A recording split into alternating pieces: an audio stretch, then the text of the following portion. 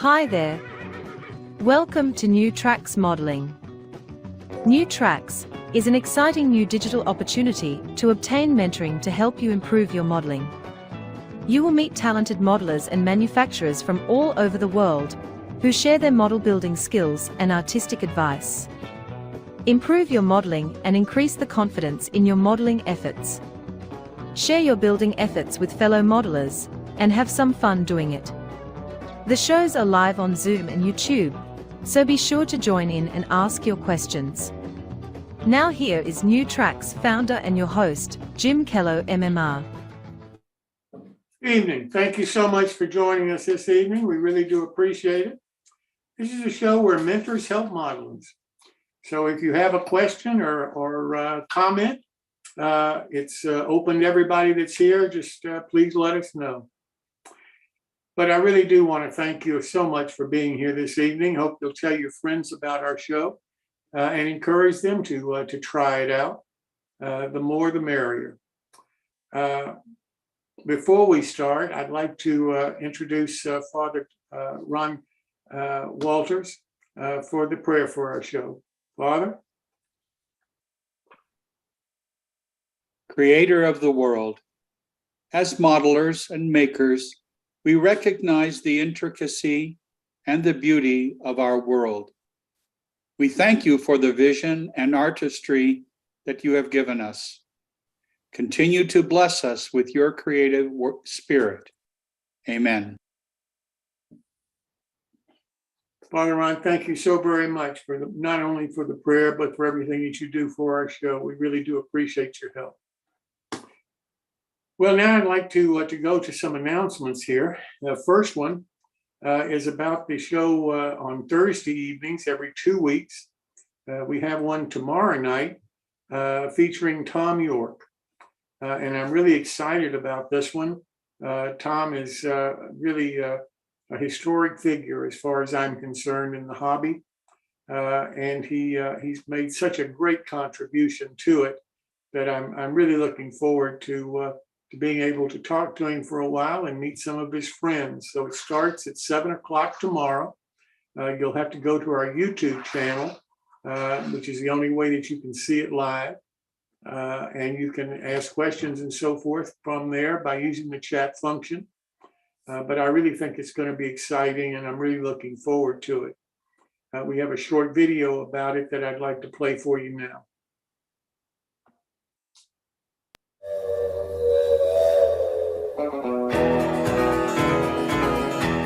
Join the modeling lifestyle at 7 p.m. Eastern Time on November 3rd, where we will feature the modeling lifestyle of Tom York. Tom is a legendary modeler, custom builder, and a renowned manufacturer of craftsman kits. I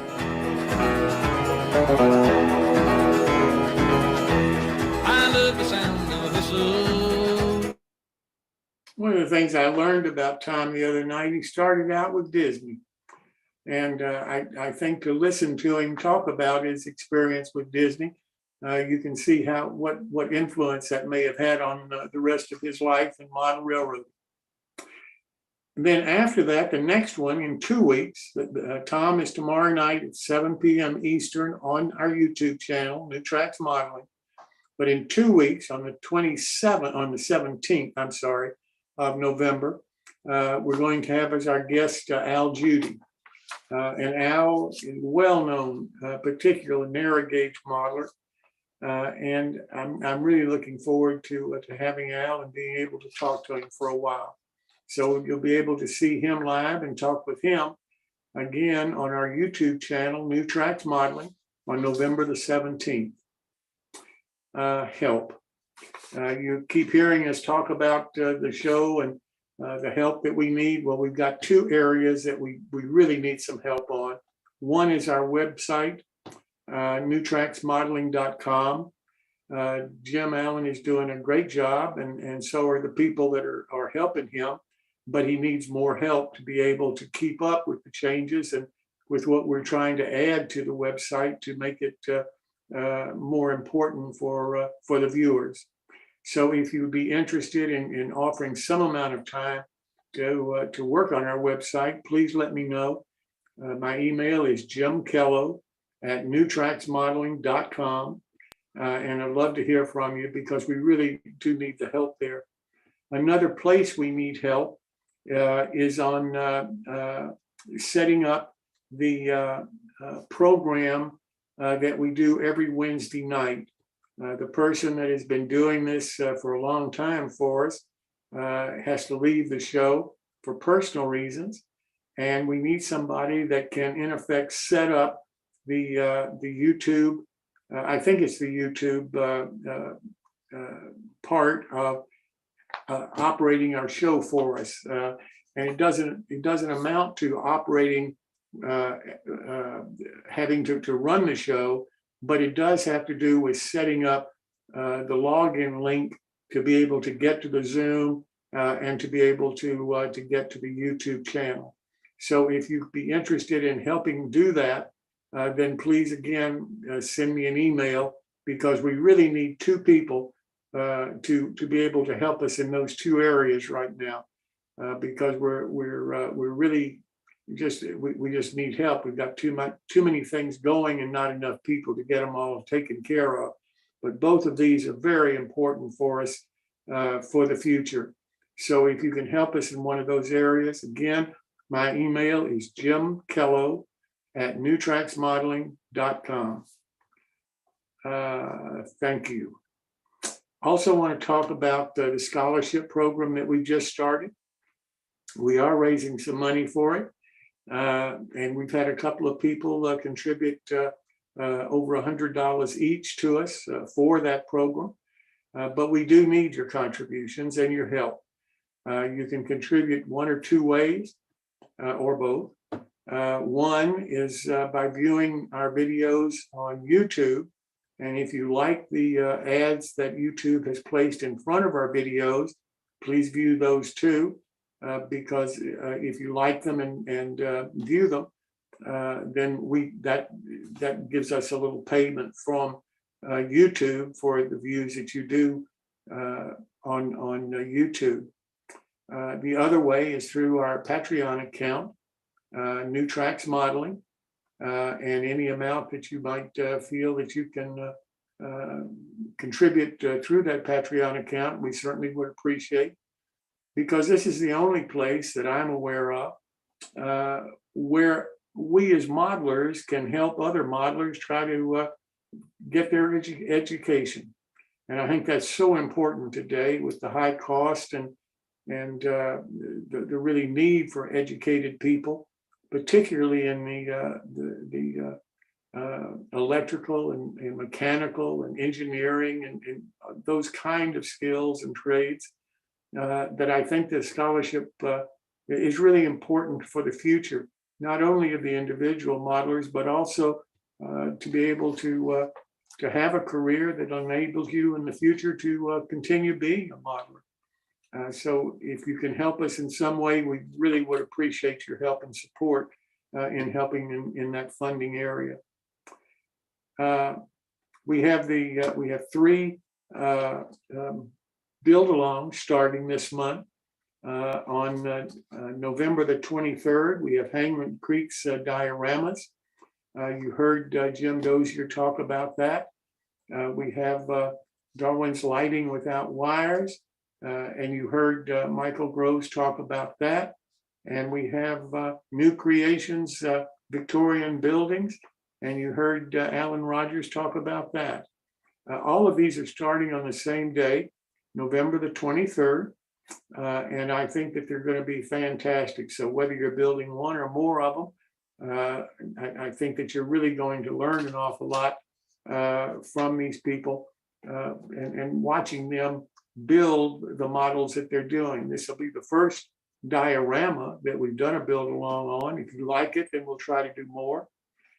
This is the first Lighting Without Wires kind of program that we've done. If you like that, then we'll try to do more on those kind of things. So we'll try to accommodate you.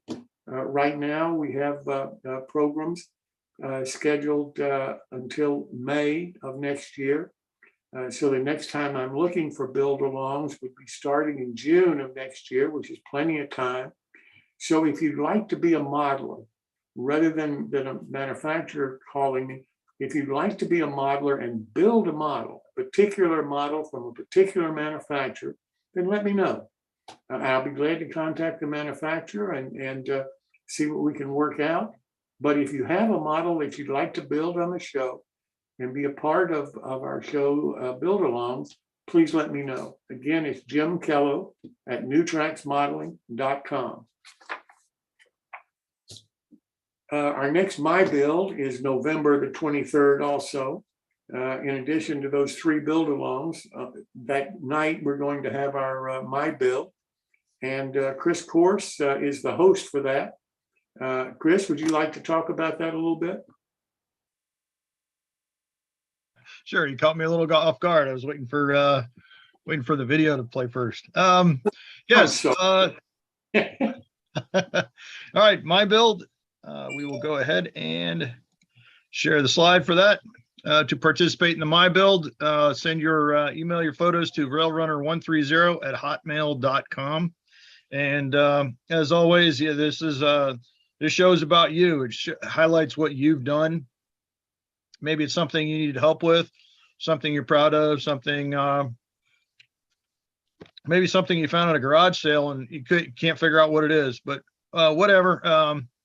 Just bring that to our attention by emailing those photos to me, and along with a photo for your profile pic if you haven't done so already. So anyway, that will be crap. Hey, that is November 23rd, not October 19th. Sorry about that. Funny, I changed it and somehow the old one is still there. But anyway, so there you have it. My Build, November 23rd. So I'll give it back to you, Jim. And you've got your email there, or can you put your email in the Yep. the chat? Yep, we'll do that. And all you have to do is just email Chris and tell him what you want to do and send him the photos, and then he'll make sure that you're going to be included. Phil, I forgot to do the video. I don't know whether we have it where we can run it right now for the My Build video for Dan Doherty's company.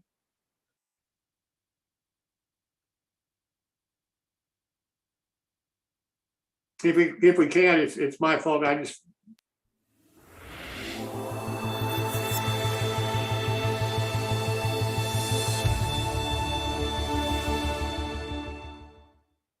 Welcome to the world of scale, O&S railroading.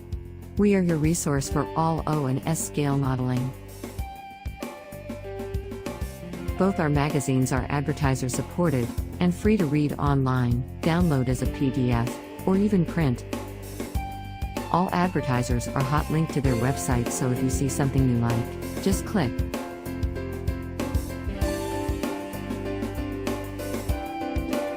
Please check out our websites for the current issues. All back issues available free for the O-Scale Resource and the S-Scale Resource magazines. And, if you are a manufacturer, distributor, or retail establishment, please contact us through our website for advertising opportunities. I've been writing for those magazines now for over 5 years. I'm going into my 6th year for both of those publications. And it's kind of ironic because not only are we going into the 6th year, which is a real milestone for me, there's only one other publication I've ever written for a longer period of time than 5 years. And I've really enjoyed it. Dan's easy editor to work with, and it's been a fun trip for me. And while the publications are called S-Scale and O-Scale, if you've read any of my articles, you know I write about modelers in all different scales because my articles are about modeling. And I believe that the skills from modeling are transferable between scales. And as the commercial says that Dan provided to us, they're trying to put model building back into model railroading. So you'll read an awful lot of articles about modeling in the magazines. And if you're interested in modeling, which I hope you are, then regardless of your scales, you're probably going to learn something. So I encourage you to at least take a look. They're free, so all you have to do is download and scan through it. And if you see something you like, fine. If you don't, I understand. But I recommend that you at least give it a try. So with that said, let's start our show. First, we have Hank Primas for quick tips this evening. Hank, welcome. Can't hear you, Hank. There we go. Now How I you can. doing today? I'm doing well. Well, I got a little thing tonight. All right, I hit the wrong button. That's all right.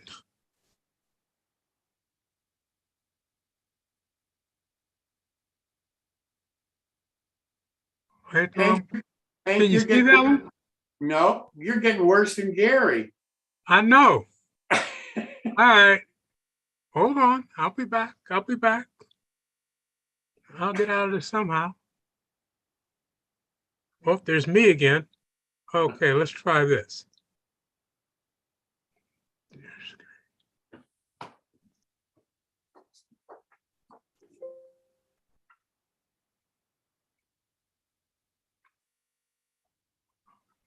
Not seeing it, Hank. You don't see it?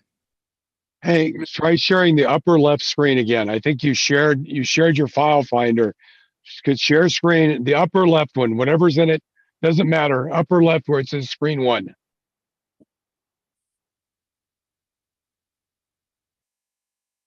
How's that? There we go. Good job. Okay. Well, we're on our way. Let me get over here to slideshow.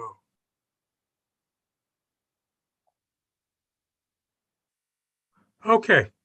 Now, you see it, right? Yes, sir. Okay. Well, this one comes from Greg Cassidy. I got to thank him very much because he has a great idea. A lot of time on the chopper, you have these two items which are not attached, can get lost. Okay. What Greg did was get a magnet, attach it to the back of the chopper with a piece of tape, double sticky tape, which made it nice to hold the items.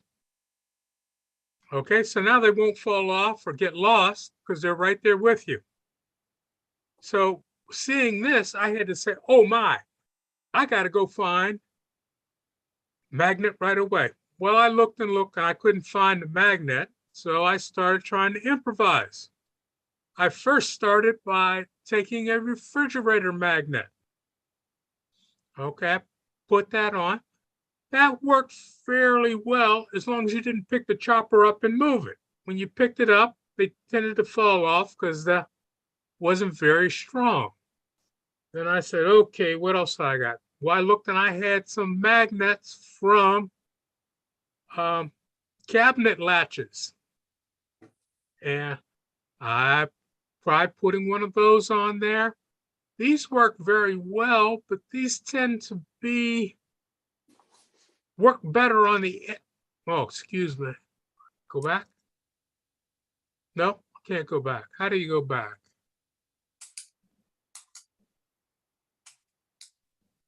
Use your back arrow down on the keyboard, the left arrow. Oh, there we go. Okay. These are nice, but they didn't hold quite well enough.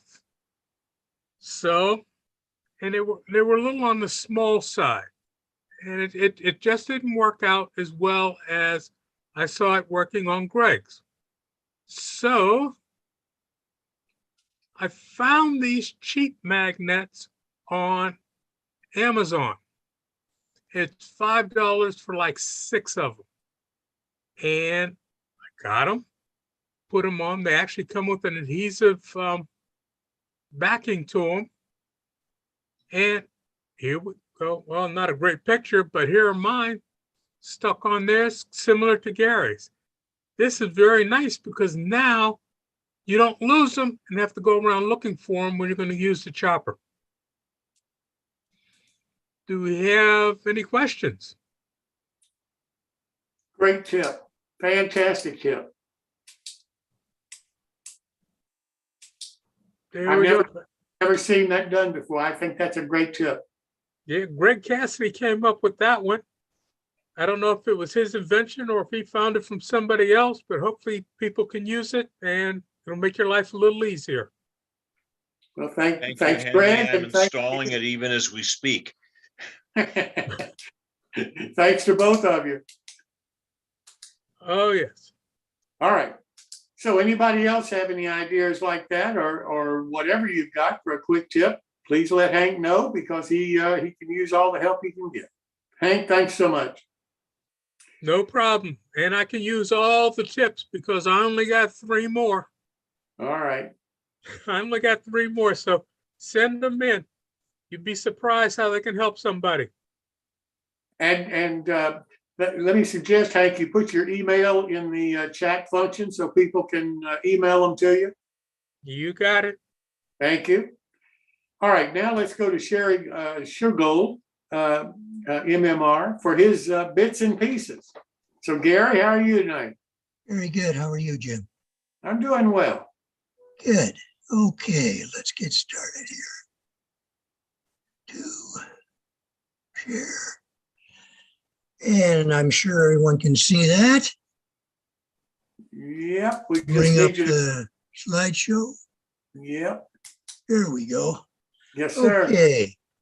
What we're going to talk about tonight on Bits and Pieces is this little booklet right here. Now, what this is a wallpaper sample book from a decorating store. If you go and visit these people, what happens is the line of wallpaper goes out and they actually take these books and throw them in the garbage. And when I talked to the owner of this shop where I got this one, he was so happy that I took this so it can get recycled. And what I do with it is, as you can see inside, there are a number of different types of wallpaper. These are fairly big sheets, and they come with different colors. Now you can go through them and pick out the ones you want to use, like ones like this and the one over here on the edge. They're the best for what I'm going to show you to do. These other ones with fancy patterns, they're just a little too big. So what I do with them is I take out the sheets that I want to keep. And here's a variety of the sheets that you can see that I've kept. Now, this is going to last me the rest of my life. Because you get so many. And what I do with them is I take a building and say I want to do the interior of the building. I don't want to paint it, but I want to make it look nice inside. So I've taken a piece of the material I'm going to use. I did a bit of a drawing, cut out everything. As you can see here, there's the wall. And I took the building, glued it on. And there's the back side of the building. There's the front side of the building. So now you've got interior. When you put the other walls on, turn on the lights, you can actually see something in there that's going to look nice. And one of the other things I do, as you can see here, I have used for curtains. And same as in here, I've made curtains and put it on. I had built a church, and the church had a lot of big windows on the side, which you're going to see in a minute. So what I did, I cut out the wallpaper, put it on the inside all the way around, so that now when you look in the church, you don't see from one side right through to the other, because this is blocking, and then you've got a nice sort of interior when you look in the windows. Same thing on the other side. And that's bits and pieces for this week, Jim. How much do you pay for that book? That book is absolutely free. Oh, I love those free ones that you do. Yeah, you go in and talk to the owners, and they're very susceptible to giving up those books because they just throw them in the garbage. I'll be darned. That's a neat idea. Thanks so much. You're very welcome. Well, next we have Bill Davis. Bill is building one of Richard Rand's kits on a build-along that's not starting tonight. This is kind of the advertisement for the build-along coming up. And Richard, unfortunately, couldn't be with us this evening, but Bill is here. This is going to be built again in 2 scales. No, it's not. No, it's not. Just No, it's one not. scale. Just one scale. Is that O scale? Of course. So it's going to be built in O scale, but it's available in 2 scales, HO, Correct. O scale. Correct. Okay. Correct. So let me turn it over to you, and you can tell us what the building is going to be, and whatever people need to have to start building it with you. All right. Okay, that's.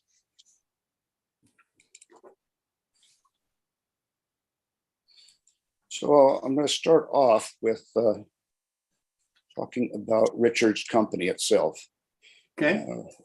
Richard Rand's has been in this hobby as a manufacturer or whatever since childhood. His dad founded a couple of different track companies, including Micro Engineering. And so even as a kid, he was packing kits way back then and stuff like this. So he's been in this all his life practically. Berkshire Valley was started by Mike O'Connell back in the 70s. It was sold to a guy in Connecticut, I think it was. His name was Adam something or other. I don't know the guy's name. He ran it until a few years ago when Richard bought the company when he wanted to retire. And Richard's been building the company ever since then. And the kits that Richard puts out are exquisite. I just built several of them over the years, and they are just awesome. Now, this is a little display of just some of the few detailed parts. Now, some of these parts go back to Mike O'Connell, but some of them have been added by Richard. So these are the detailed parts. Wonderful truck collection. I've built several of these trucks, and it is a wonderful truck collection. I love vehicles, and so there's a really cool having a source of trucks like this. A few more. This is some of the logging pieces, including a big wheel here.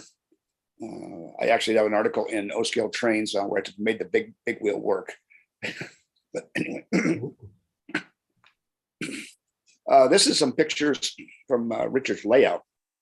One of the structures that he's built for his layout. His layout is amazing. If you saw the August issue of Model Railroader, what was it, RMC? RMC. There was a very nice article on Richard's layout, and it is an exceptionally well done layout. This is an HO kit from his company. This is the Silverton Engine House. More O scale vehicles. He also does these vehicles in HO scale as well. Those are Rio trucks.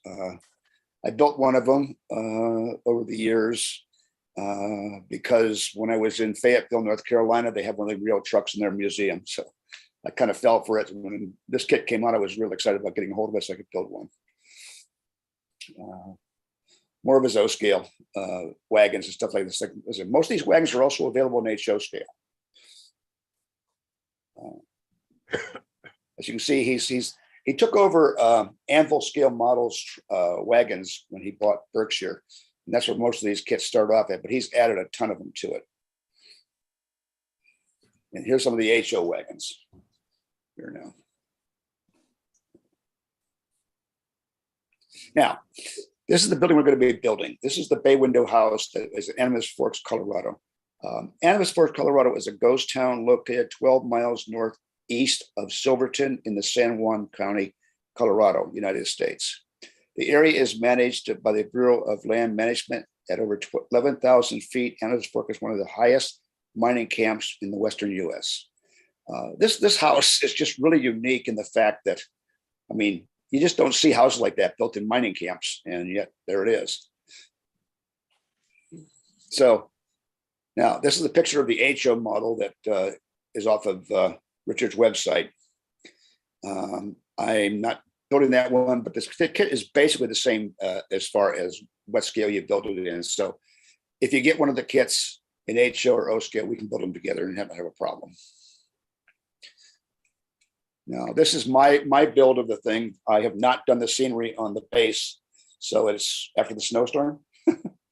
Anyway, so that's the couple of views of it. In addition to this, the kit comes with interior detailing walls and floors. And so that's stairs and some other stuff like this. And we'll be discussing how to make that second story removable so you can detail the interior of the first floor. Also planning to get lights put into it with my buddy Jim. And so anyway, that's pretty much it. We're going to be starting this in December. One more thing I want to say about this building. So it's not just a building that would be in a Western mine camp. The design of the house would be in many parts of the country. It's been suggested to be perfect as a New England house, for example. Another suggestion would be on the edge of the water, where the bay windows over the edge. Martin suggested that. It would be a perfect company president's house. So if you need a house structure to get a kit, and we'll be building a scale version coming in December. That's it, Jim. Well, I think it's going to be a fun thing. Plus, it's a 20% discount on the kit if you buy the kit to build along, and that's not a bad discount for any kit these days. So I really appreciate Richard for his participation, and Jim, I mean for Bill, and Bill, you for building it. Thank you so very much. All right.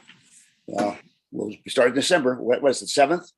Yes, 7th of December show it starts, and it'll run probably 4 shows to get it finished.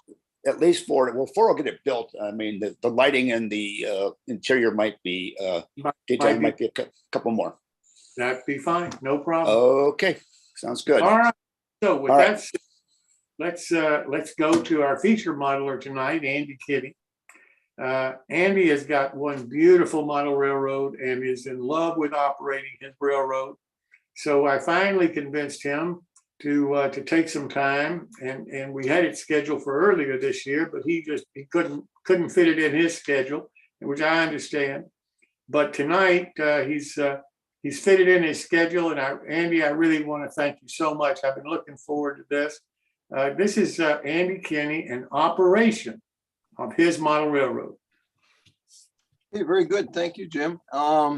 And getting this program set up, 3 of my friends are on here tonight. I had some others that I'd give them the information to. They might be on YouTube, but they were all very helpful in getting this done, because as usual, I'm a wait till the last minute. One of the guys here, Ron, he's always razzing me about that. So, but I got her done. So anyways, let me put this up. There we go.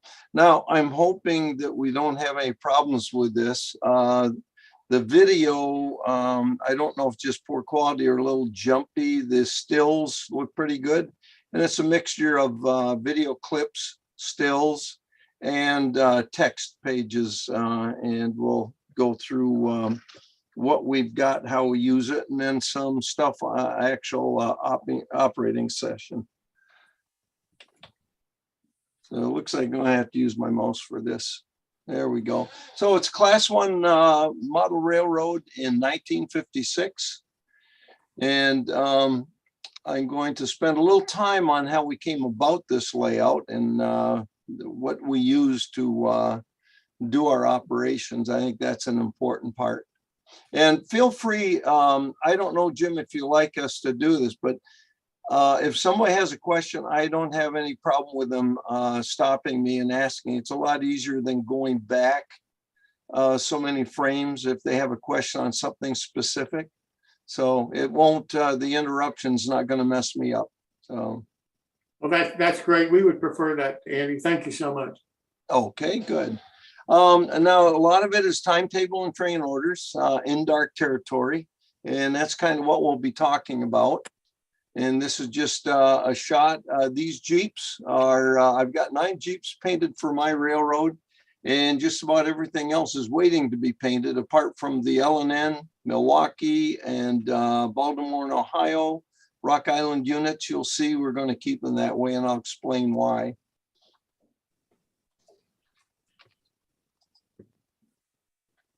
I guess I'm gonna have to hit the buttons on this.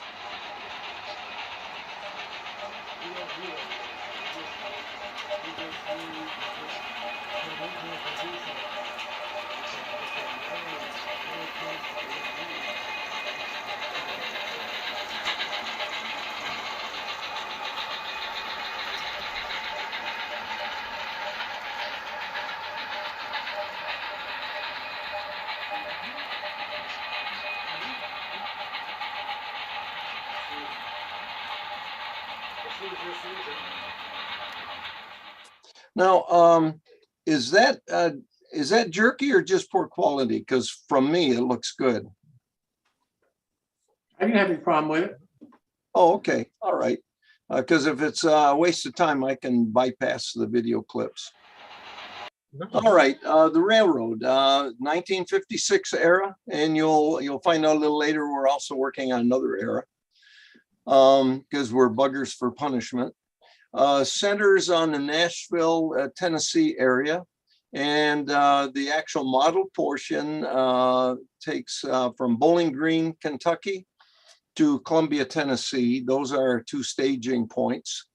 Approximately 96 scale miles. And when I say scale, it's actually smiles. They're 12 foot to the smile. And that allows us to set up things like timetables and that you need to have the time element for the distance. There are 6 railroads that operate on this model portion, and some effects. Some are have larger operations than others. There are 3 yards and a passenger terminal modeled. It's a triple deck design. Center deck is City of Nashville, and there's a double track main throughout the center deck. Lower deck is Bowling Green north and Countryside single track with passing sidings. The upper deck is south of Nashville, going to Columbia, and that's the same thing, single track with passing sidings. There's a total, or will be a total, of 45 trains, or I should say staging tracks available. At this time, we have about 35 tracks. We've got another staging yard to put in yet, second half in Columbia. One of the nice things is you only go around the railroad continually in the same direction. If you're a southbound, you're always going to the left. It doesn't double back and come back the other direction on a different level. So you're always looking west, right is north, and left is south. And there's a portion of the railroad that climbs from one level to the next, which known as a nolix rather than a helix. We have one helix, and that brings the trains out of lower staging onto the main peninsula to the first level. Okay, I'd like to make a few points here as you view the layout. Not a whole lot of scenery yet. We've started working on it more. I've got a work crew, and some of them are here tonight. Every Tuesday morning, they come over for about 3 hours, 9 to noon.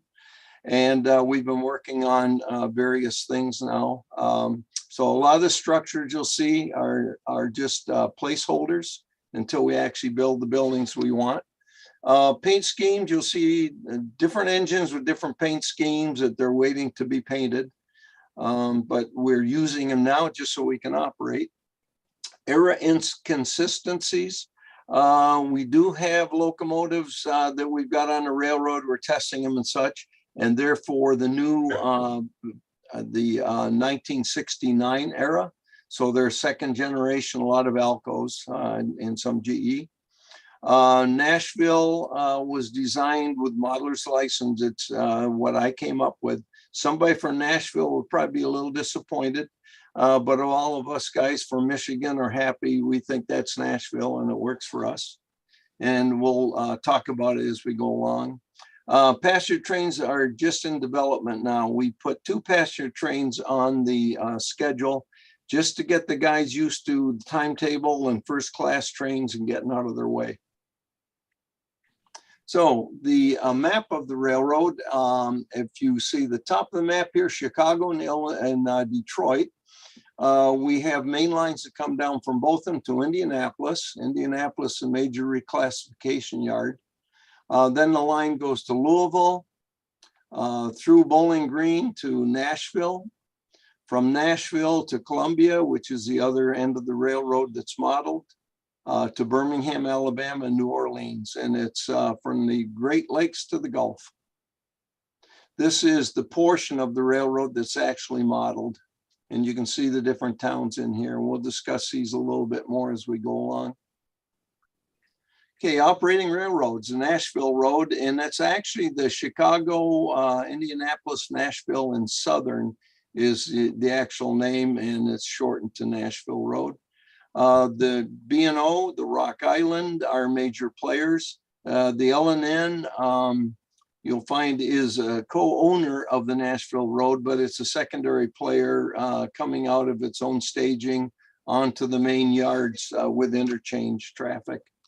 Nashville, Chattanooga, and St. Louis is another one, comes out of its own staging, goes to both the main yards. And then Tennessee Central has a branch line that goes through a couple of towns and does its own switching and interchanges with the Nashville Road. So a little history. Basically, what I wanted to point out was that the L&N and Milwaukee Road ended up taking over control of the Nashville Road when it fell upon hard times financially. Milwaukee was looking for a railroad that would get it south, and this would take it all the way to the Gulf. So it went in with the L&N and took over the Nashville Road. So therefore, you'll see some Milwaukee equipment, some run-throughs at an earlier time in the 50s, and also Milwaukee Road passenger trains will run along with the Nashville Road. And Dave Hussman, I have to give him credit for helping me in doing most of the what if history, late 1800s to modern day. And I've got a full history of it if anybody was ever interested in seeing it. But it lends credibility to the railroad and kind of why it is what it is today that we've got in the basement. Okay, key locations on the railroad. First of all, Bowling Green, this is north staging. This is half the staging, 10 tracks. Actually, on the other side here, there's 12 tracks. There's 12 more. We're not using them yet, but we will be once the passenger trains are operating. Columbia, the other end, you'll see is a lot of steam engines. That's because we run steam from Nashville south to Birmingham. That's what we call the last bastion of steam on the railroad. And also Rock Island runs from Nashville south to Columbia and then on to Memphis, where the Rock Island actually got as far east. This is Gresham Yard. It's a long yard. It's the biggest one on the railroad. The far end is the local yard where we do all the switching to build the trains that do local work. Gresham Local Yard is a better picture of it. This is just an overview.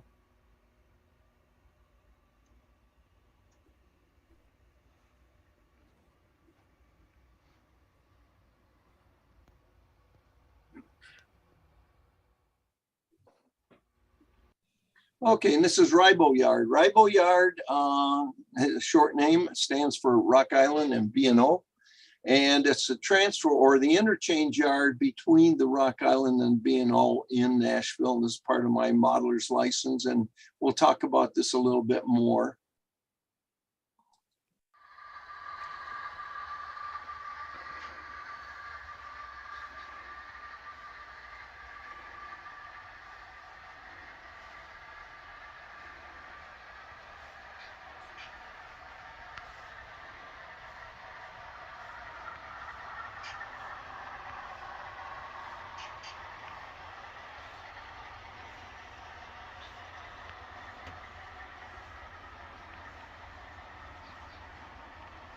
This is a long yard. It's about 56 feet long from one end to the other, including the switching district down here that you're looking at now. Andy, how many operators do you have for that yard? We like about 20. I get into that a little bit later, but we can operate with 15, but that's getting kind of, we've got to slow the time down in that. So this is Cedar Hill Yard, which I think is kind of the neatest yard. We have 1 to 2 people crewing this yard, and they have several local trains that work out of here, switchers, branch line train, and also transfer trains that go up to the other 2 yards back and forth. Now this train you're going to see right here, that'll come up later. So just remember that train. How many operators do you have in that Rebo yard, Andy, normally? Oh, Ribo yard, usually Yeah. 2. Gresham 2? yard, we like 3. Okay. And this yard was, to begin with, was just a mainline passing siding, and I came back and redesigned it. And we've got a gravel operation here, pretty good sized gravel operation right there. So we run a lot of empties in and loads out there. Okay, the Nashville Union Pasture Terminal, we're not really operating this yet. You'll see one train kind of leaving during the session coming up. But all these cars have basically have been put back in boxes, and they're being stored until we get this operational. That station, by the way, was given to me by a group of people in Indianapolis.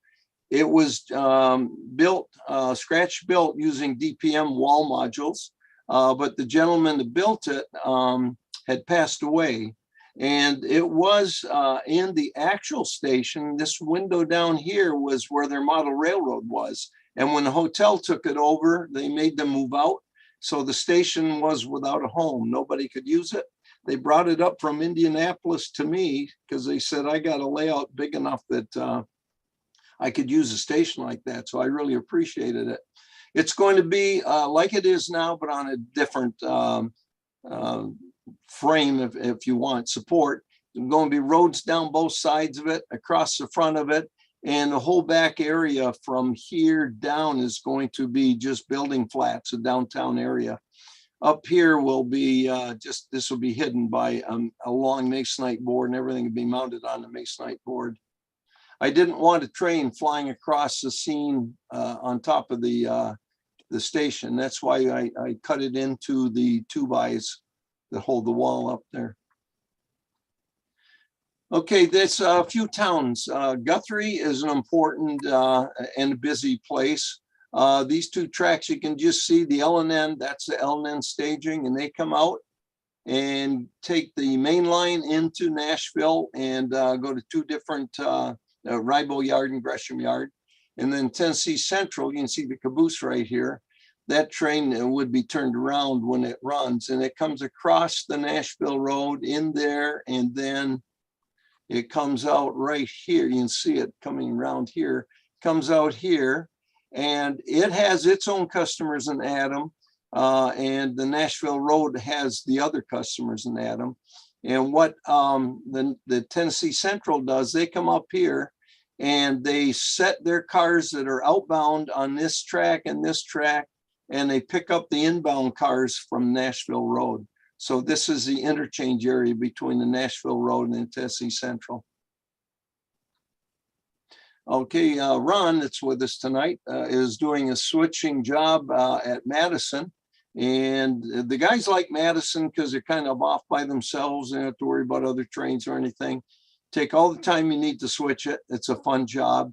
Over here is the second, this is South Nashville. And it's got just many customers, but they're more spread out and they go all the way back behind the camera. And then over here is a 30-car coal train that comes in. We're going to have a big power plant here. There's one of the walls just sitting there. And every 24 hours, every day, loaded coal train comes in and the empties are taken out, the loads are set. So you'll see that coal train a little later. Back here is South Nashville commercial area, and you can see the railroad runs on a viaduct along there. It goes in here, circles the furnace, and comes out up here. This is part of the climb from one deck to the other. Down here, you can just barely see a track. It's hidden at this point. It goes in and it comes out right up here on the second deck. This is South Nashville I was just talking about. Here's a loaded coal train, and they'll be pulling the empties and setting the loads. And you see a lot of these buildings are just in place just so we've got buildings. This is North Gresham, Ford Motor Company here, and it takes quite a few cars in this 2 tracks in there. And the produce company, Latini Produce, takes a lot of reefers, about 14 cars there. Double track main right here, and this track right here is the track that goes down to Madison where Ron was working. Hunter Branch, this was or is the end of the line for Hunter Branch. A lot of pulpwood operation back in here, so we bring in empties and take out loads. Ron made a whole lot of pulpwood loads for us, so we're in good shape there. And they go to the paper mill, and the cars just go back and forth. And we've got quite a few customers here, and 2 more towns on the way out of Cedar Hill Yard, that smaller yard I showed you. Okay, operations, equipment, and documents. I created this board. I wanted something that was going to work better for me, and I've shown this before, I believe, so some of you've seen it. I'll go over it fairly quickly. But I would take a clipboard, and I'd have all the trains on the list on the clipboard, and I'd go find crews. Well, what I was finding out was I was getting busy doing other things like making coffee and forgetting to assign crews to trains. So trains were starting to run behind. And, you know, if I didn't remember because I had the clipboard, then nobody knew. So that wasn't working well. So these 3 panels I'll show you individually. This is the first panel. And what we do is we put all the trains that are going to run or we have planned to run for the session down here. This is the call time for each train. This is the name of the train, where it's located, and the type of train it is. And then the crews that come in, and they would go grab their name tags here, their magnet name tags, and then they put them in whatever slot they wanted to run the train. And we'd start from the top and go down. If we had someone missing or we had a train missing someone, I'd get someone to move up to take it. But that way it kind of self-corrected and took care of itself. And I didn't have to worry about it. We could just look up and tell really quickly if a train was without a crew and how we, you know, take care of it, get someone on it.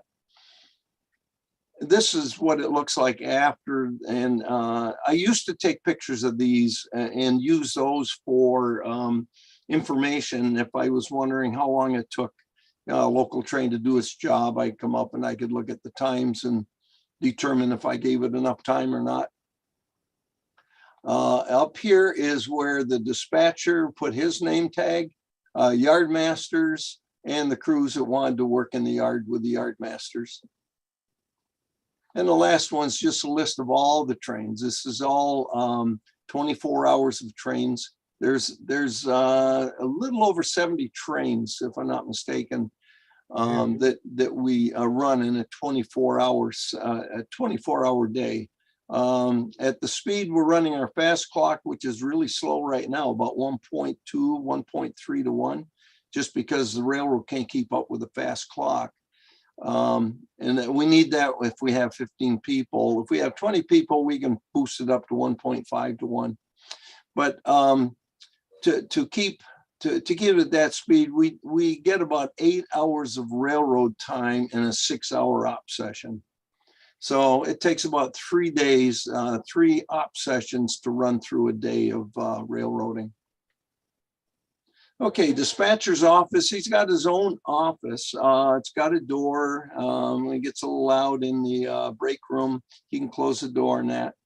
I picked this up a long time ago on eBay. I'm glad I did. Same with the speaker. It's an old antique speaker, and that works well also. Got a foot pedal down here for the dispatcher. This is his train sheet. He keeps track of the trains. We'll see a close-up of some of this stuff here. And over here is the signal panel that Craig Rosenberger's here tonight. And he built this up with really a nice job with oak. And I believe it's oak, and did all finished for me, and mounted the panel into it. And by the way, Craig made was, I think, 50 car card boxes. You'll see some in there on the railroad, from 1 slot to 12 slots. And somebody else found out about it. Now the poor guy, he had to make it for the local club, but luckily he enjoys working with wood.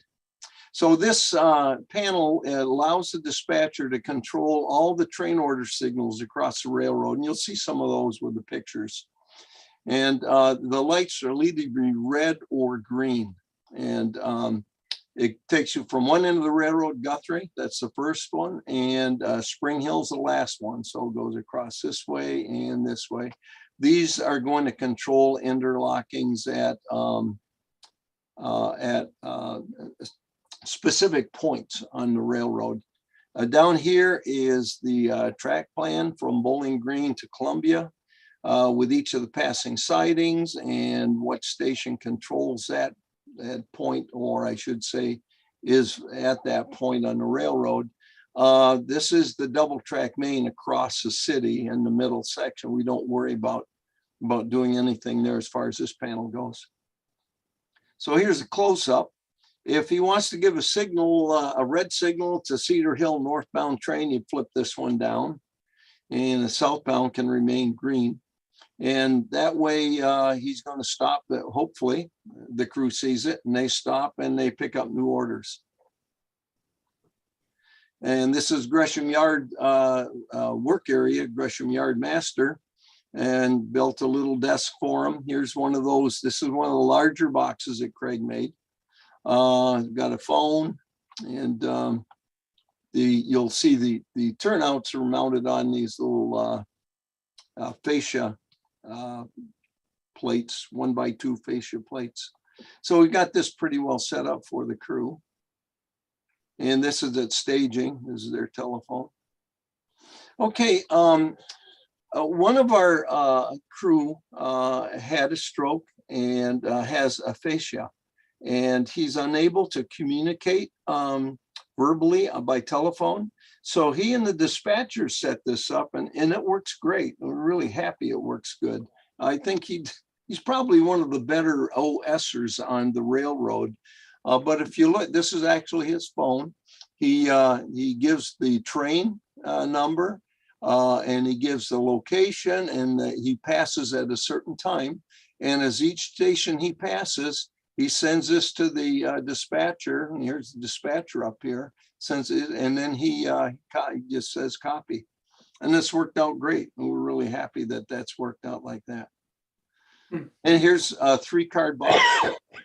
And just quickly, when you come in and you're making a set out, you're delivering a car, that card goes in here. The crews never touch the waybills. They're taken care of between sessions. And if a car can't be spotted because it's already got a car in that spot, then it's put in the off spot. And the first thing the crew does when they come, before they deliver a car, they'll look and see what off spots there are that have to be delivered and move them over if they can. And then the new car coming in would be placed in off spot if it had to be.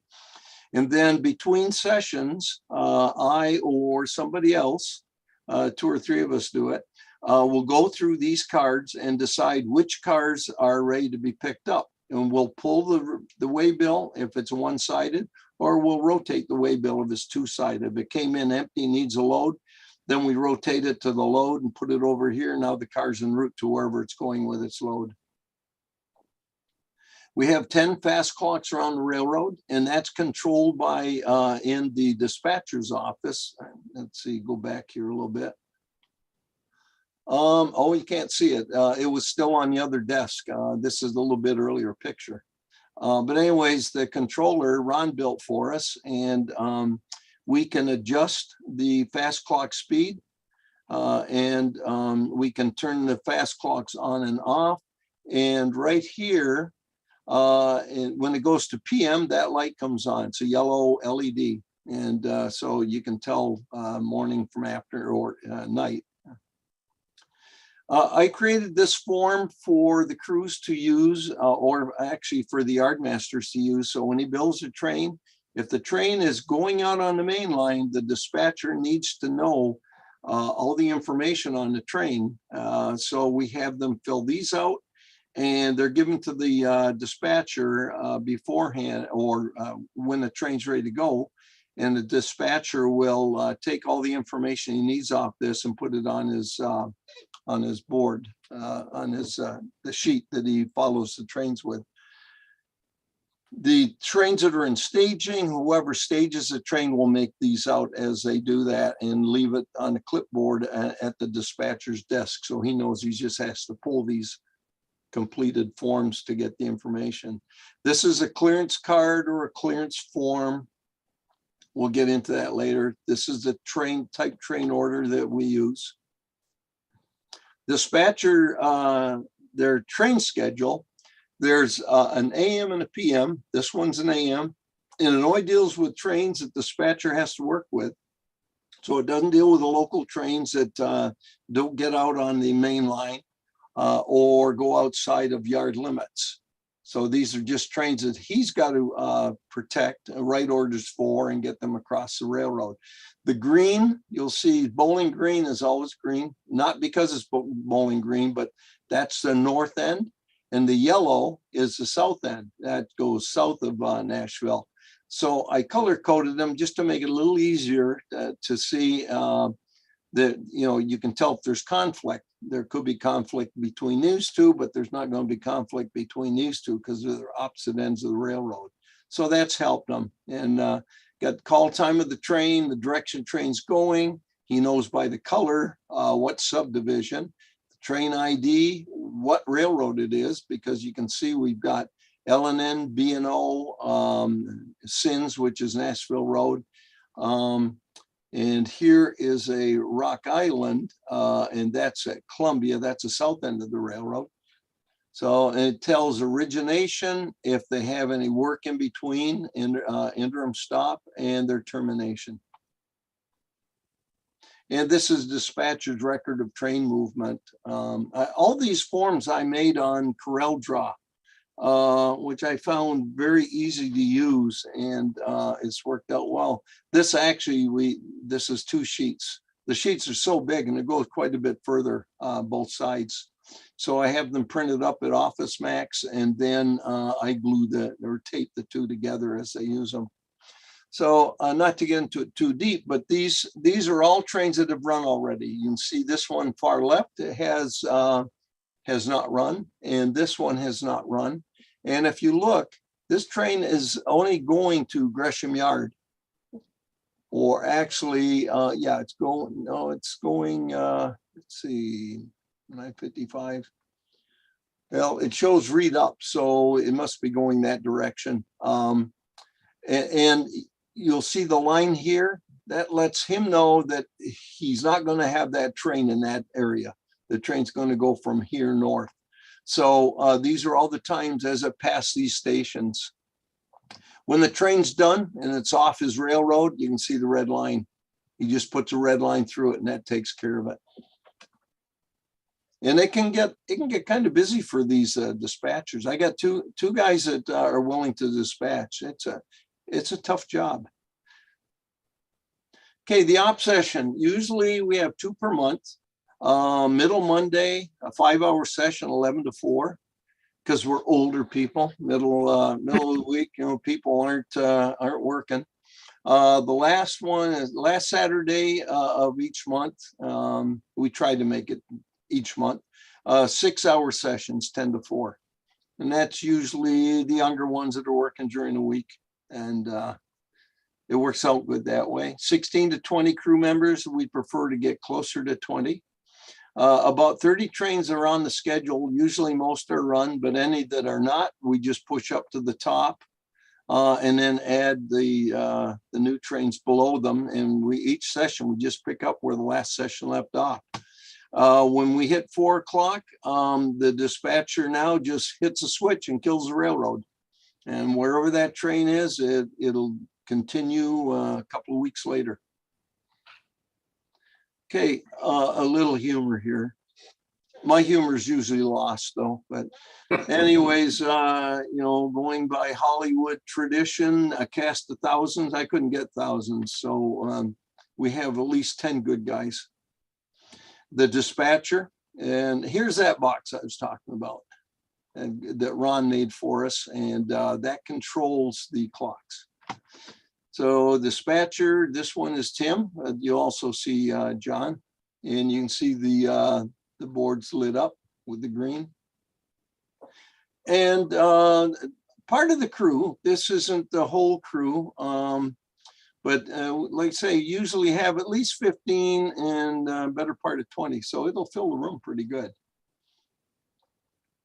The two bosses, they're always with me. They're with me right now. So, okay, the operating session begins now. I didn't want to follow one train too long. You watch it back up and go forward and switch here and switch there. It gets kind of boring. So I've kind of jumped around, but in a sequence, so you can see what we're doing. And hopefully it'll be enjoyable and you kind of get an idea of how we operate. Okay, so I'm just showing you a few pictures now of the operating session as it's going on. Here's Bob. Bob's with us tonight. Bob comes all the way from Sandusky to operate with us, 3 hours each way. And there's Ron, and Craig is also with us, and there's Bob. So the three of them here.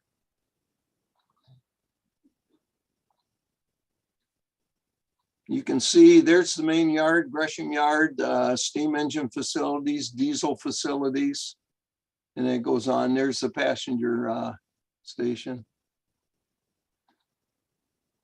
There's the coal train. Well, let's see. No, that's not. That's some hoppers full of gravel, ballast.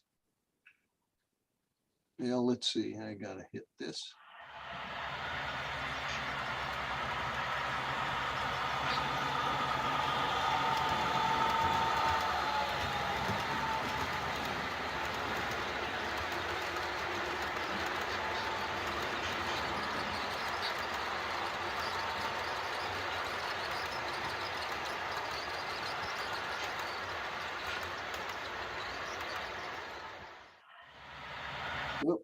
Okay, train crew info. Each train crew, when they get a train, they get specific information. Get these, one of these, multiples of these if they got more than one locomotive, and a whole handful of these. So train info, to cover it a little bit, trains, every train has a name, so that's your name, the call time, where it's called, where it's at, and where it's going. This one happens to be a third class scheduled train, so it's on timetable. Be making a set off and a pickup at South Adam.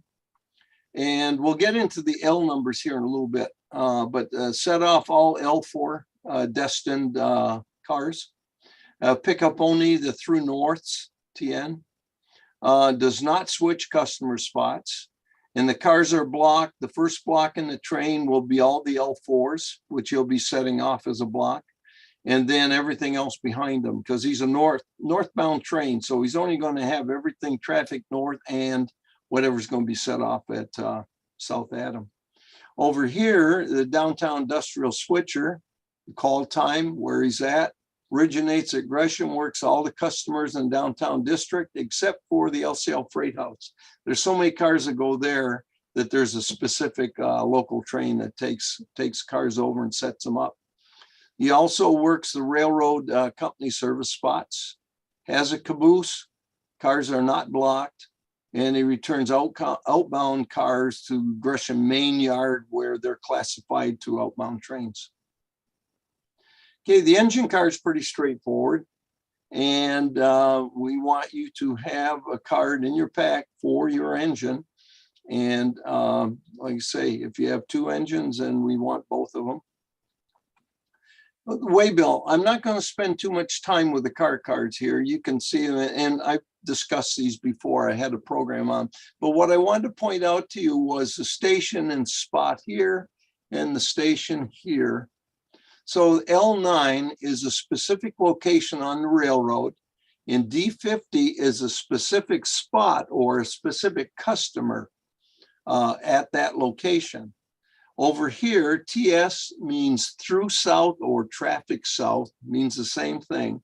So that car is going south off the railroad to the south. This gives you a little more information on the L numbers. The L stands for local. And first town coming out of Bowling Green to the north is L1, that's Guthrie. And as you see, each location has an L code.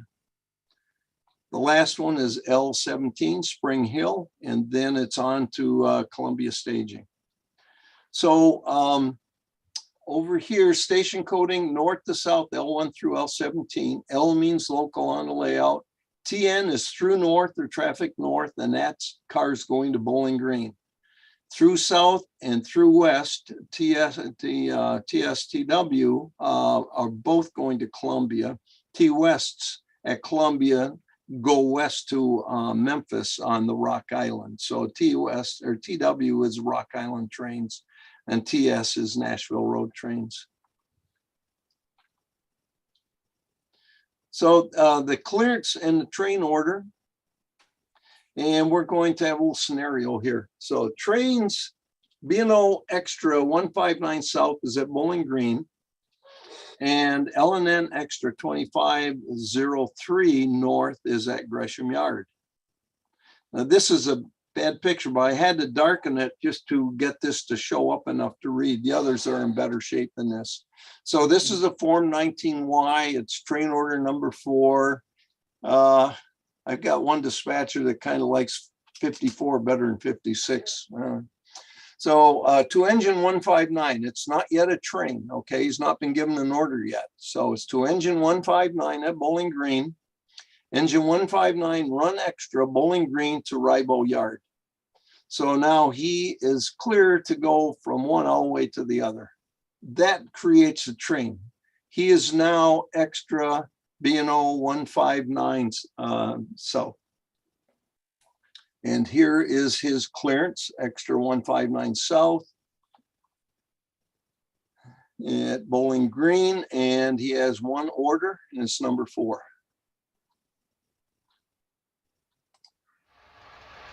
And this, here's where he's coming into Guthrie. He's left Bowling Green and he's coming into the first station, Guthrie, which is also L1, I pointed out.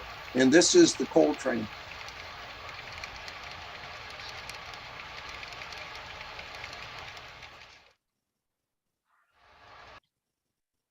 Okay, now this is for the other train, extra LN 23 or 2503.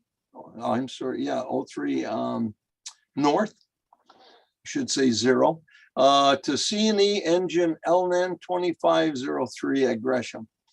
Engine LN 2503 run extra Gresham to Guthrie. So now he is extra LN 2503 north at Gresham. And it's, I'm not going to get into this too deep because it can be a little confusing. But right now, the dispatcher has created what's known as a lap order. And what a lap order does is allows 2 trains basically to have a head-on. He's cleared them past each other on a single track. So before this is delivered to the LNN 2503, he will, first of all, let me show you this and I'll get back into that.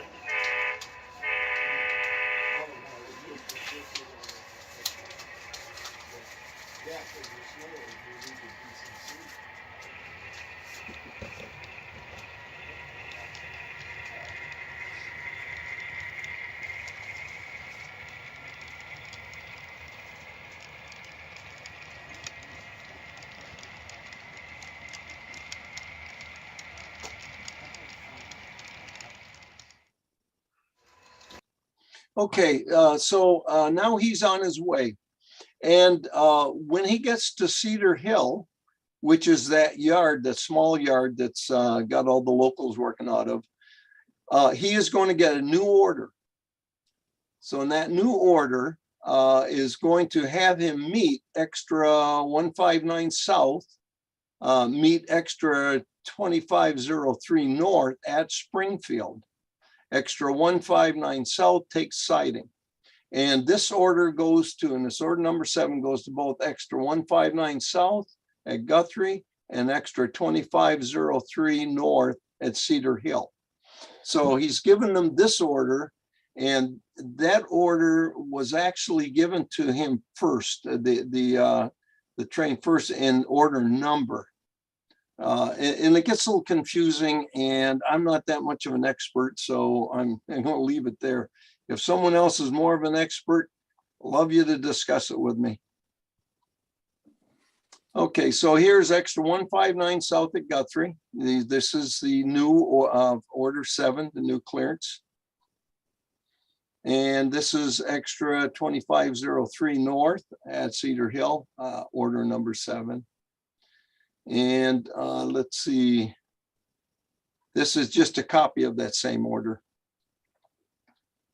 And this is a still, and then the still shows that the LNN is sitting there waiting on the main.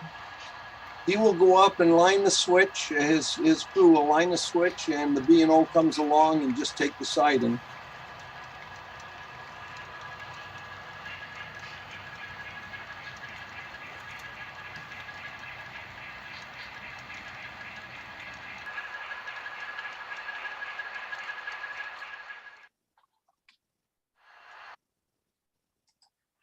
Okay, now this shows the B&O made it to Ribo Yard, and he's coming into Ribo Yard with his coal train.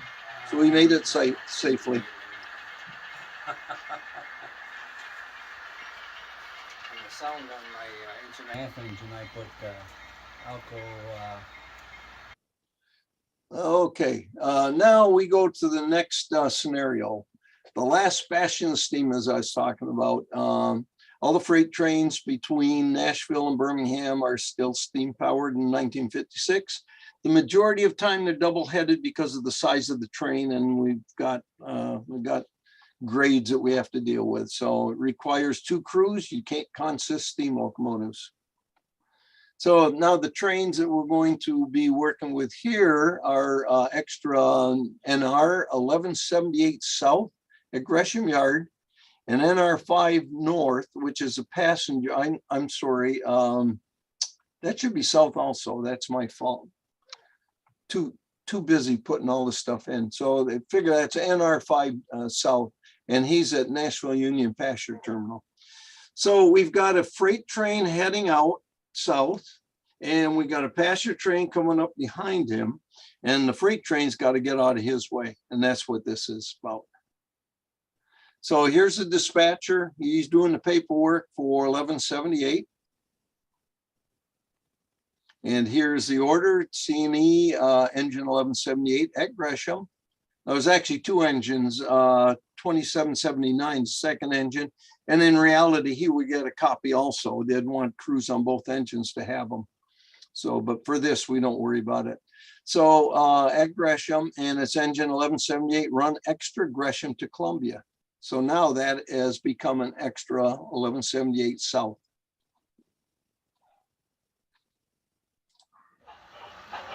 Here they're backing to their train.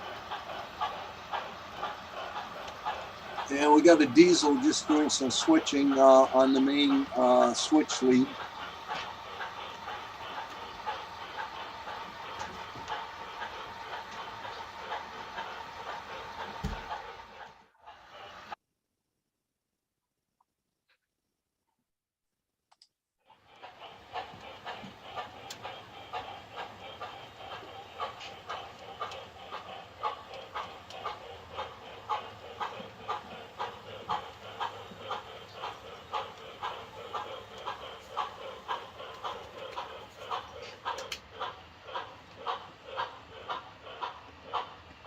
Then you see the NC St. Louis diesels. Those are the transfer for the NC St. Louis, and they're waiting to clearance to depart Gresham and go back to Franklin, where they're out of. Whoop, let me go back to this. Ken is signing the register. I don't have a copy of the register. I should have made one. But we've got registers across the railroad. Anywhere that a train originates or terminates or comes onto the railroad or leaves the railroad, you have to have a register because the train orders can tell you that you have to wait until a certain train arrives before you can continue. And what happens is if they get to that station and they go off onto their own tracks, but they don't sign the register, and then you come along and now you're waiting for them, you have no idea if they're still ahead of you somewhere or if they already got there and have departed onto their own tracks. So registers, we've got several of them across the railroad, and the crews take care of them because they've got to use them to check on others.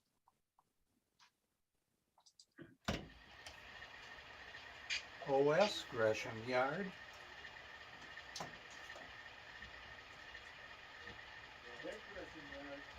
Extra 1178 departing at 3 a.m.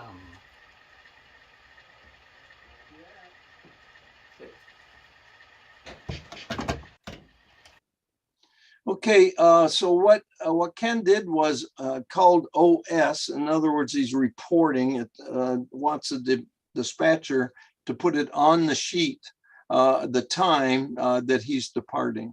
So every station they go by, that's called an OS. When their caboose passes a station, they're simulating the station operator that's sitting in there.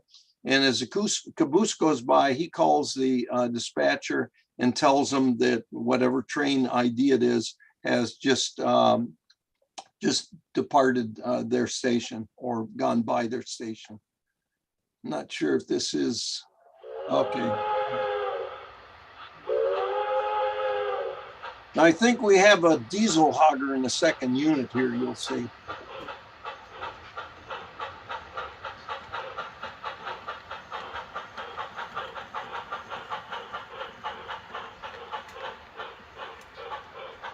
Sometimes it takes a bit to get yourself synchronized with the other locomotive.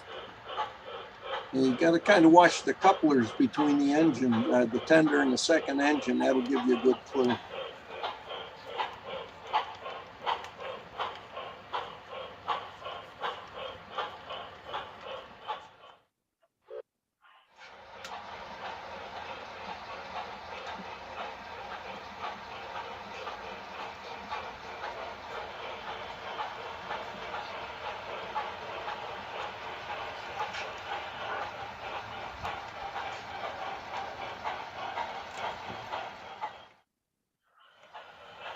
Okay, it's climbing a long track that climbs up to the main line from the yard. And this is South Gresham. He'll be joining the main yard and be on his way. It's double track through here.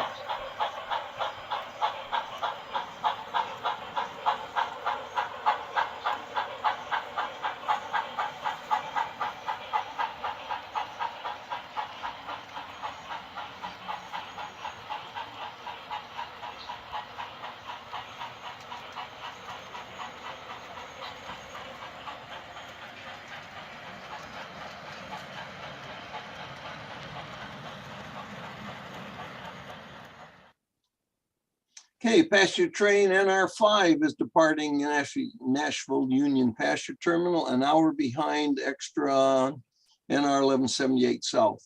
Freight train will have to determine by the timetable where he's got to get out of the way of the passenger train. I don't have the specifics, but I believe you have to be off the main line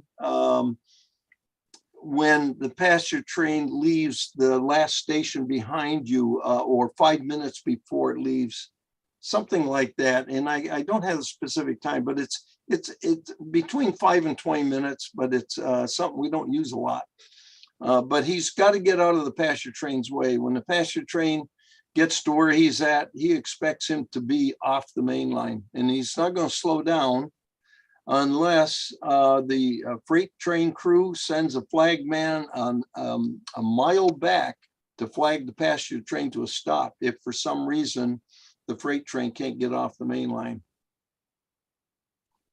So here's the timetable, and this arrow shows the Cassidy, and it gives them a time, and they figure where they can get the Cassidy and get off the main line with no problem.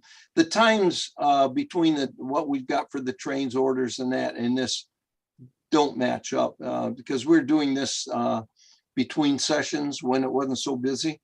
So we were trying to get everything in for video. Okay. So now the passenger train's ready to depart.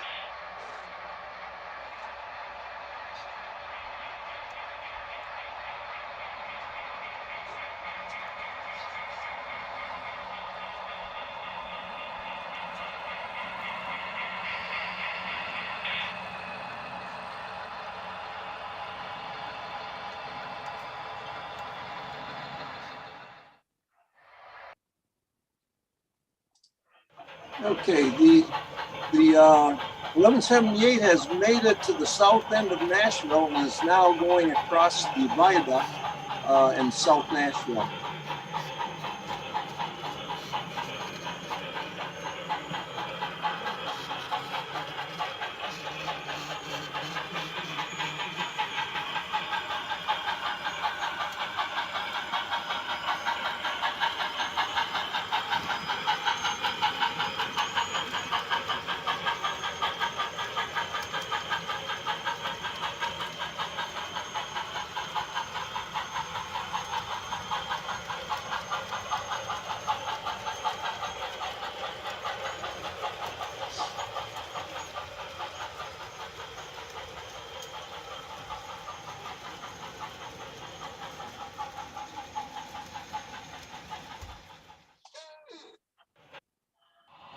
Okay, now the diesel's made it, and he's going across the viaduct.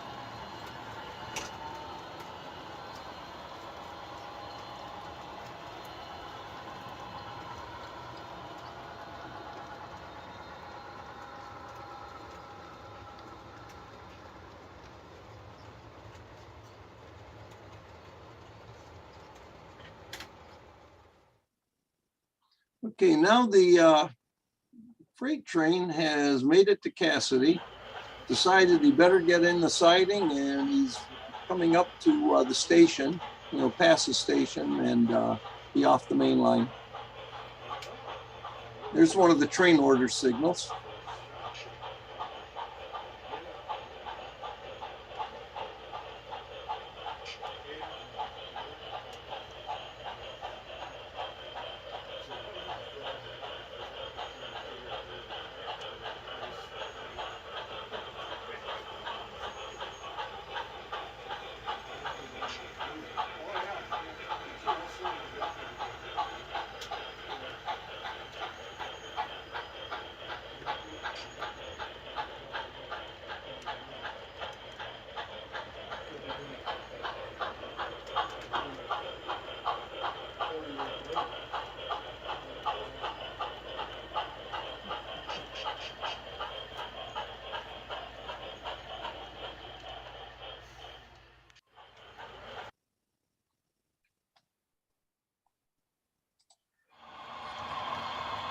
And here comes the passenger train.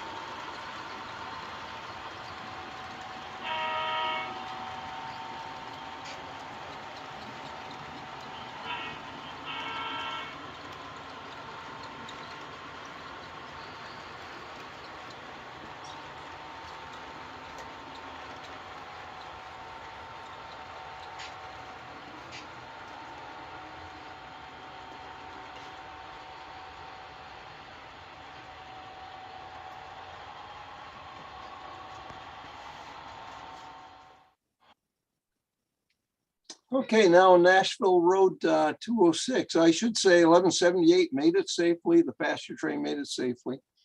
And now Nashville Road NR 206 is a regular scheduled class 3 train. So it goes by the name NR 206 and not the locomotive number.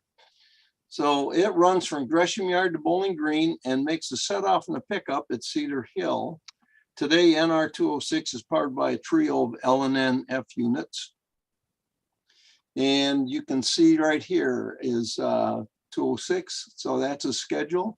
Right here at Cedar Hill, he has a half an hour to get his work done. Now, if that was a real railroad, I'm sure it'd be more than half an hour, but it works out for us fairly well.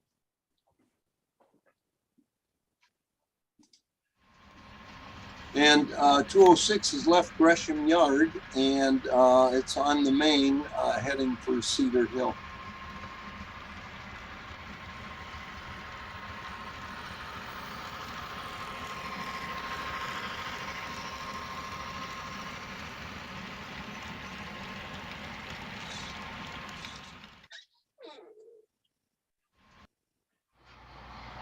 And here it arrives at Cedar Hill.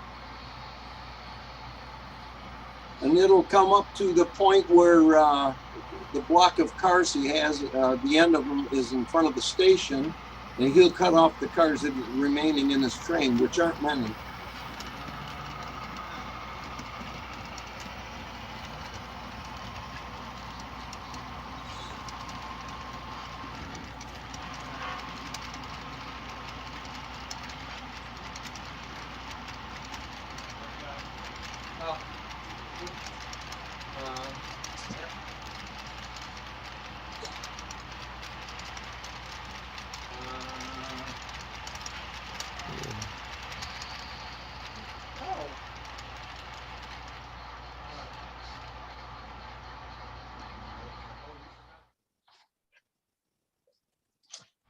Oh. Let me move up one. Okay, now the cut that's going to be set off here, he'll pull down and shove back into the yard. And he'll pick up the cut that the block that he's taking with him, and then back on his train.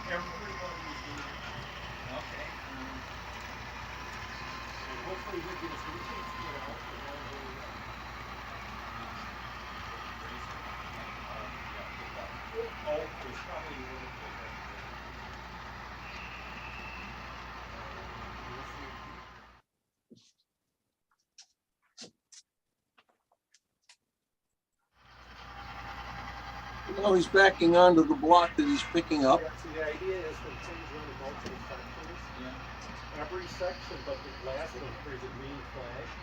And that way, anybody along the way, like crews waiting for meat,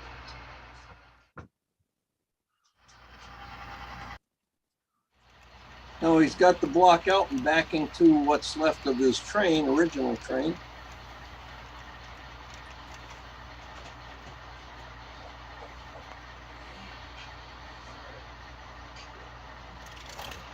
Now this is the train that I told you that would show up a little bit later. It's got all those hoppers full of ballast.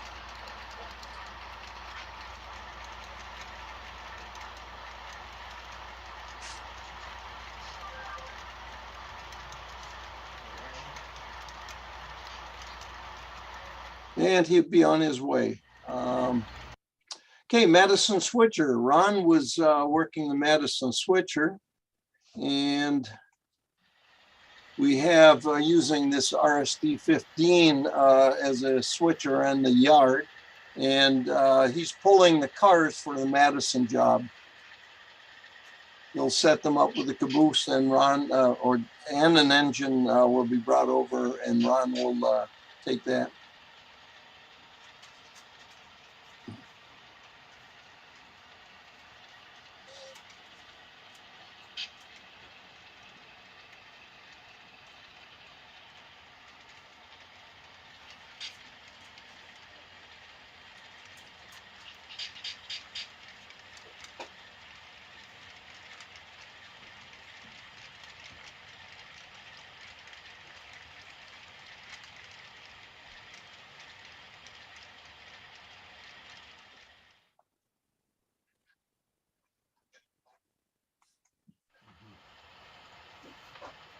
Okay, now Ron's ready to leave. He's got his paperwork. He doesn't have to talk to the dispatcher. He never gets on the main line.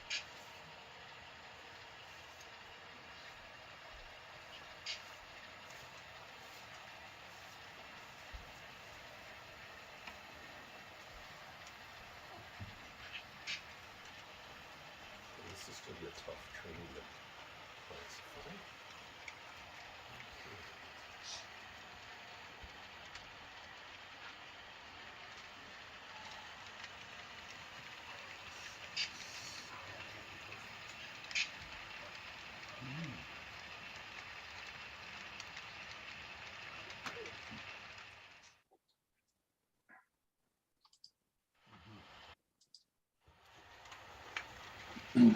I was going down the long lead along the main line, and they'll be turning the corner, passing Ford.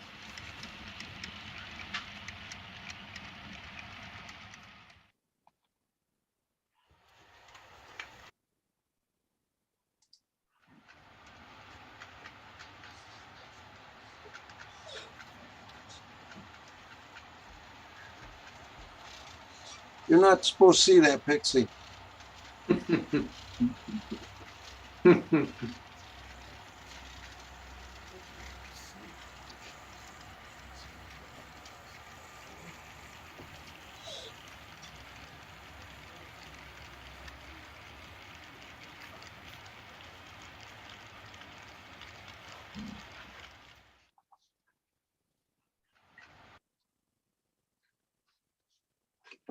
I have trouble finding my mouse, my cursor.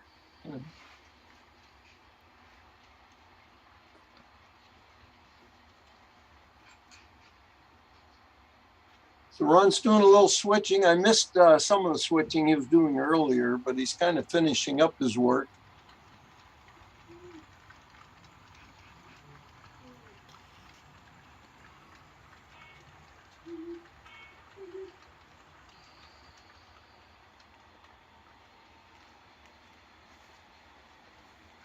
And this was part of the area that he was switching earlier.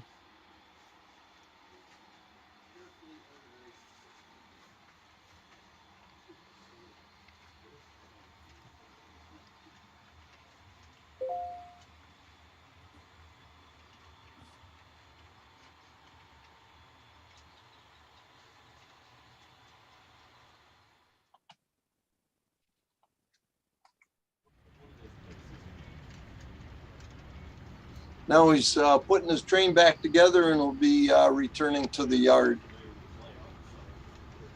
All trains that return to the yard, they go to the main classification yard because they're all going to be outbound cars. So they come out of the local yard, but they go back to the main yard, which is all in the same facility. It's just different track.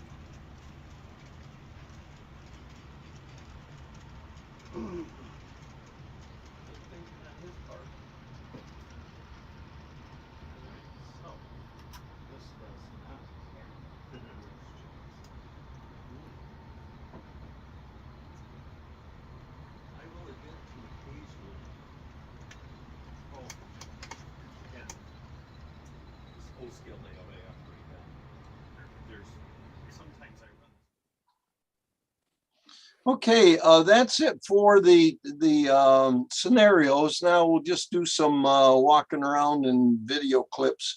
I did have a little problem getting some of these to come up. The screen stayed black, but I can correct that if we have that problem.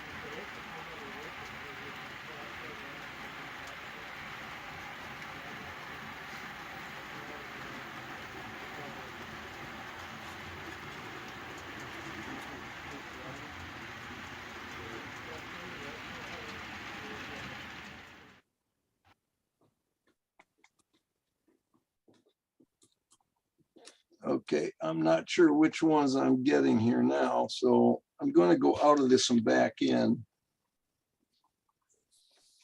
I don't want to stop screen sharing.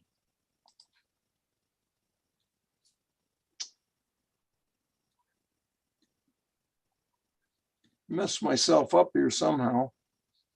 Did I? Yeah, you stopped sharing, so you can go ahead and find your video and then restart sharing. There it is. Okay. Yeah, I'm not sure. Let's see. There's. Okay.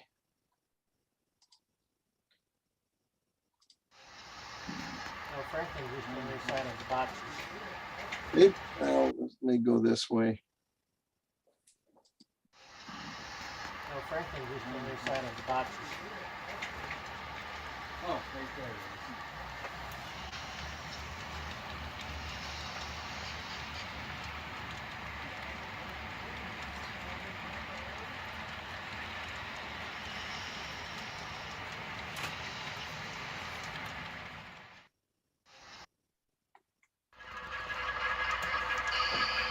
Here's some of that new equipment. We like to work with it, make sure it's running okay.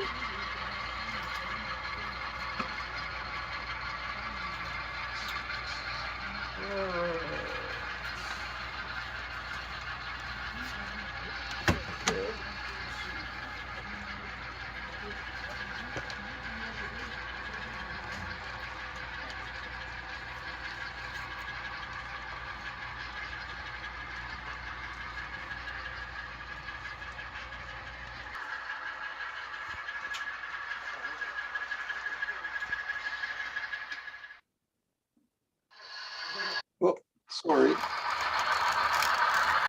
I had it and I messed it up.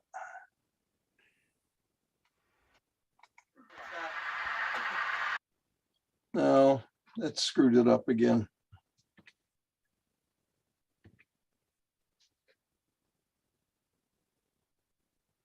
Let's see.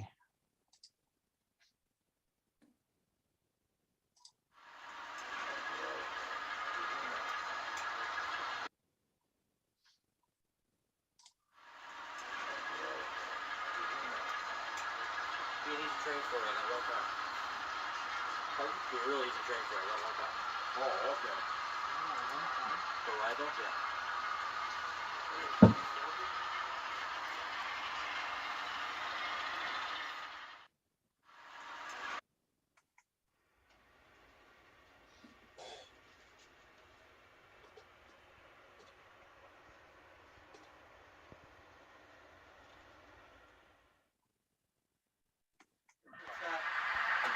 I just cleared this end.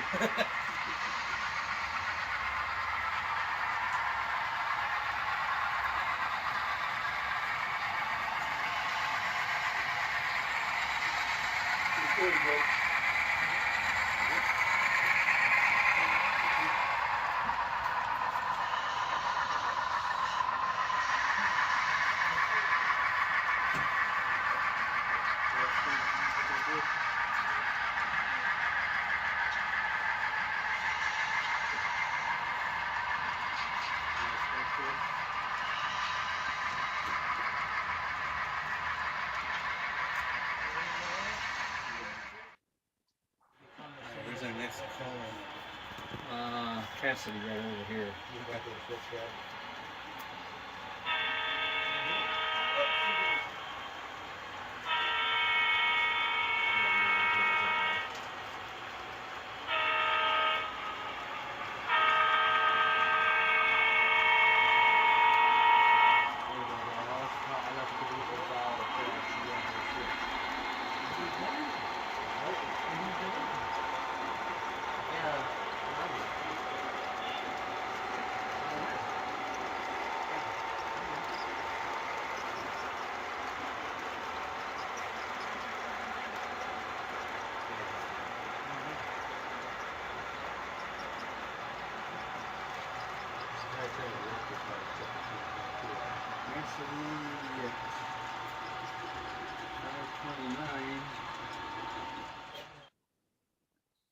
Okay, little background on this one. 1178, the one that was waiting for the pasture train, wanted to get a shot of it departing Cassidy. And I don't know why, but we had to take at least 4 tries, and something went wrong each time. So we finally figured out we got what we needed to do it one more time, and that was this take.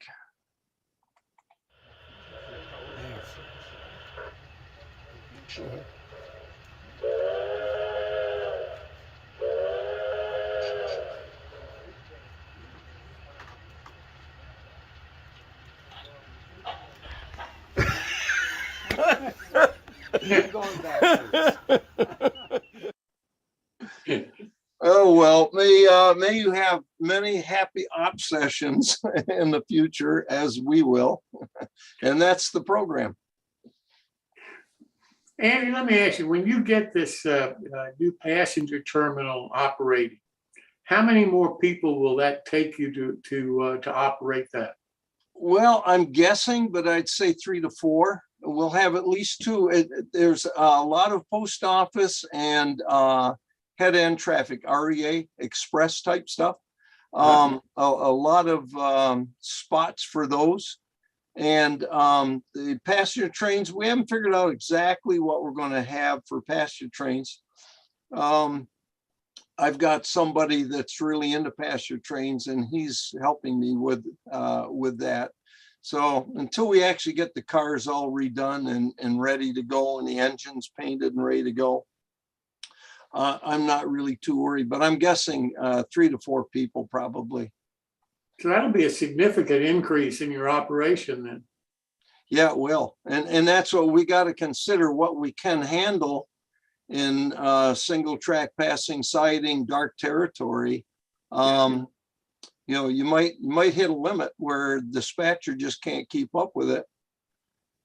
I could see us easily going to 1-to-1 clock, you know, getting rid of the fast clock, because we're almost there now. Let me ask you this, what do you have a training program? I mean, to get to dispatcher? I mean, you have people in training to become a dispatcher? I don't think you can just walk in your operation and do it overnight. No, and what we've got, what I've been promoting is we've got engineers sitting out there waiting for their trains. You know, they sit around, they BS, have snacks, have a drink. And the dispatcher has a chair next to him that we normally have a second guy. He plays the station operator, but instead of going out in the railroad at a desk that we've got, we're actually using that desk for other purposes. So it works that the guy sits next to the dispatcher and he simulates being station operator. So dispatcher dictates the orders to him. He writes the orders. He carries the orders out and hangs them at the station where the crews will get them. But when we don't have that second guy there, what I like is to get an engineer to go in there and sit with the dispatcher and understand what he's doing and what he's going through. And it makes them appreciate why they have to OS when they pass a station. When they forget to OS and they're 2 or 3 stations down the line, they've never called the dispatcher. He has no idea where those trains are. You know, right. He's got to know where those trains are so he can work other trains into the system. So by having people kind of OJT, you know, on the job training while they're while they're sitting there with nothing to do. And hopefully I get some that are interested in taking it up. I'd like to do it, but it's really hard for a layout owner to do that. He has to go to someone else's layout. He's just too busy. Yeah, yeah. Well, you've got a wonderful layout and a beautiful operating system, and obviously some really talented guys that are committed to being part of your team. Yeah, I'm lucky. I've got some really good friends, and they like to be here. I've got one guy. He was switching that one of those last trains, those Alcos. He had a career on the C&O and Penn Central. He was a conductor, and two others that are with us now, father and son team, and one is the chief mechanic or chief maintenance officer, I guess you'd say, in charge of a regional railroad up by the Owasso, and they're rebuilding GP 35s and some others.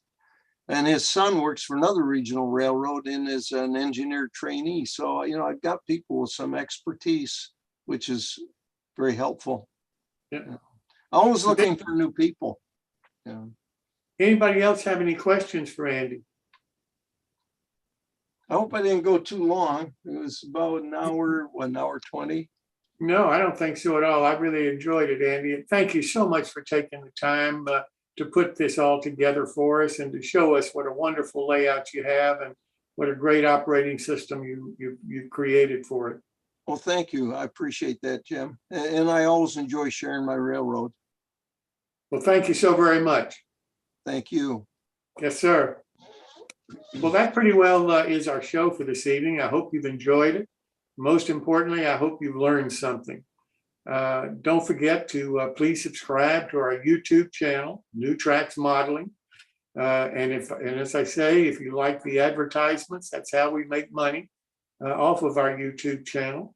And we need that revenue in order to pay for not only the operation of our system here, but also the scholarship program that we're trying to establish this year.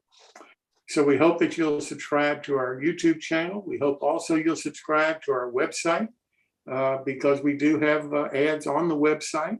And if you enjoy those and want to hit on those, then we do make money from that too. Not much, but a little bit.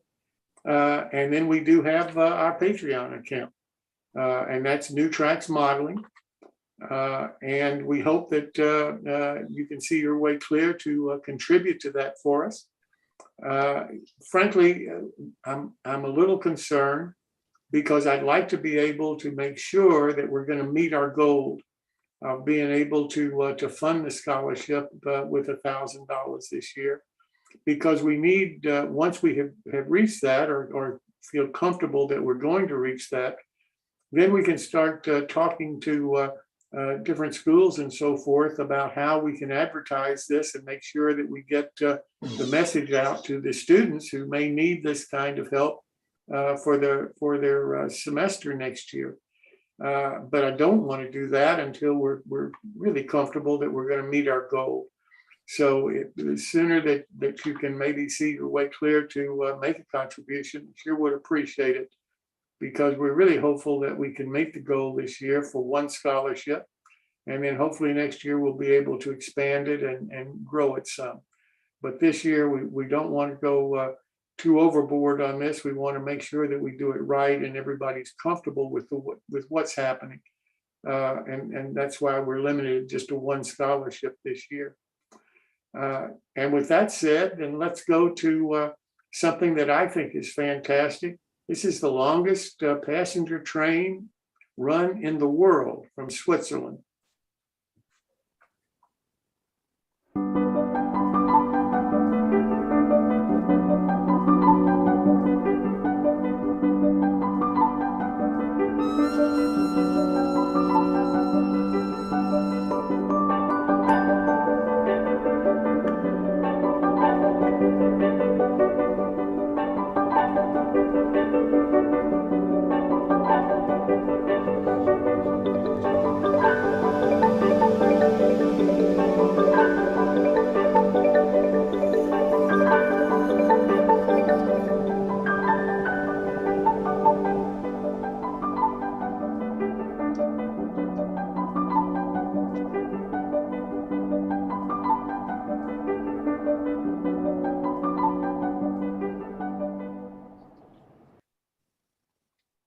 Unbelievable, unbelievable, record breaker.